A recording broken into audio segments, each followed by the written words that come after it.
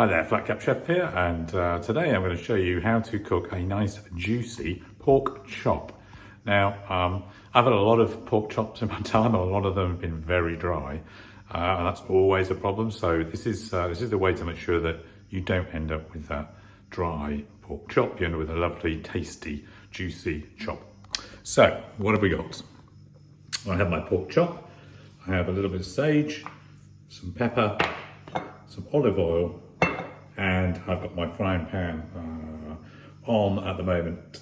So now this is a little bit thin really for me. This is about 3/4 of an inch. It really needs to be more like an inch thick, because the thicker it is, the better the juiciness on the inside will be, because you've got less opportunity to dry it out as you cook it. And we can see we've got the fat on the outside here. This has actually already been pre-scored by the butchers, but there's no chance that you're going to render all of this amount of fat in the time it will take to cook this piece here. Okay, so we end up with this much overcooked piece here, and probably won't even render all this fat here. So first thing to do is to take off the excess fat. So I'm just going to do this here. Whoops, arm in front. I've got a sharp knife. Here we go. Pork fat tends to be quite tough. There we go. I'm going to leave some fat on the outside, which I'll show you in a second. Okay. So then I'm going to use all of this is fat here. I'm going to put that in the pan, and that'll melt down. We can use that then to cook the chop, so you don't even need any oil. And we'll also have some lovely crispy bits of skin on the outside. So I'll just cut this into pieces quickly. This will take about 5 minutes or so to render down on a high heat in your pan. And in the meantime, what we're going to be able to do is we're going to just marinate the chops. And the marinating chops, you can put them in your marinade plastic bag in the fridge, little Ziploc, for 8, 10, 12, overnight in fact, and you'll get more flavour. I'm not doing that, I don't have time today. So I'm just going to do it quickly, and it will still give us some heat, flavour. So there we go, let's get the pan. This pan's been on the heat. Throw those in there, and we'll cook those down. It's now on my heat. One more. Now I've got my chop here. This is fresh from the farm, so it's still actually got some bone in it, which I'm actually going to cut out this bit of bone. Most pork chops will have a big bone in them, and that's fine. You leave that in there and cook it on the bone. But this little bit here, there's not much point. So I'm just going to take that, get rid of it. Now I've got this fat here. It's quite thin, so I don't need to do anything to it. If it's a thicker inch piece and it's a fairly solid chop, then just score that skin on the outside with a sharp knife. Just I'm going to do this here to show you. And it will just make it easier to render the fat when you come to put it in your pan. There we go. That's what it's doing. Right, so I'll put that to one side. Now I've got some sage. I'm just going to chop my sage up. Keep the claw grip here for make sure you don't actually slice your fingers off when you do this. There we go, lengthways. Then we'll do it this way. Same grip, thumb behind, out of the way. And cut the thumbnail. Oh, you can hear there the fat's rendering down. It's a hot pan. There we go.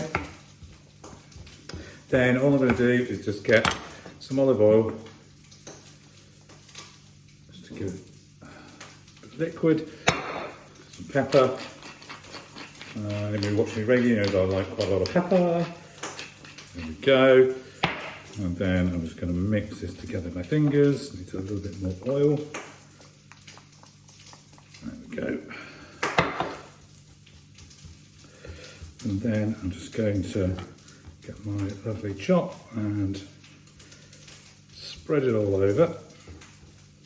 And whilst that fat is rendering in the pan, this will just act as a little marinade. And then we'll be back to show you how to cook the chop.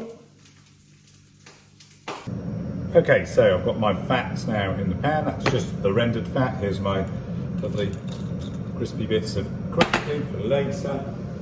And then get my chop. And first thing I'm going to do, if you've got a big thick chop, you can stand it up. It's quite difficult with this one, it's quite thin. So I'm just using this to render down the fat on the outside.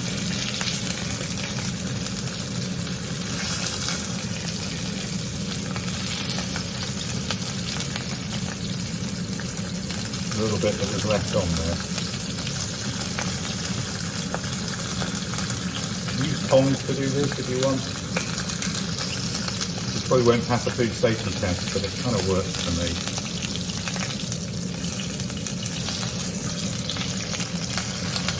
Okay, so I've got that a little bit browned up. I'm going to put it on one side. I'm going to cook this for four minutes only, okay? So here we go, 4 minutes. We're going to turn it every minute. And then we're going to rest it for 2 minutes. So it's half the time you've cooked it for. So I'm going to get my little tongs now, so I'm ready to turn it.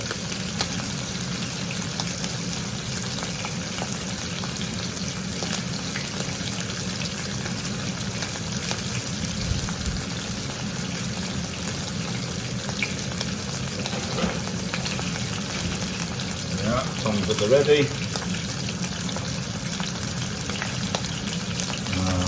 I'm going to show you the first flip so you can see what it looks like and see how it starts to char. Got this on a high heat still. And then I'm going to turn it 24. I'm going to be back at the 4 minute marker.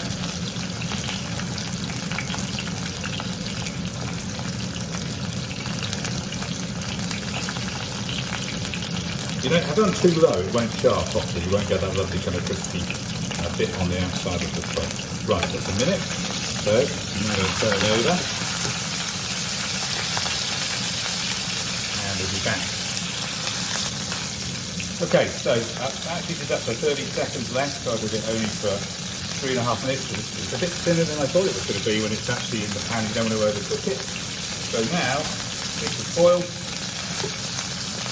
take it out, give it a bit of a shake. You can see it's got a lovely colour on it now. Pop it in the foil. Pan off the heat, it's super hot, fold it into the foil. I do a little fold in the ends, and let that rest now for about 2 minutes and then we'll be back. Okay, back on my board, it's had its little resting period. Now here we go, foil open, see some juices have already started to run out of here. That's what we want. Take it out. I can feel the knife just goes through it so easily. And if I just do a little bit of with a knife here, you can see how easily that goes through. That's just super juicy. There we go. Superbly cooked little piece of pork chop. I'd serve that with new potatoes, some peas, whatever else you want really. If you want to see more, then just subscribe, it's free. It just means you get notifications when I post videos, which is very regularly. And we'll be back soon. Hope you enjoy it.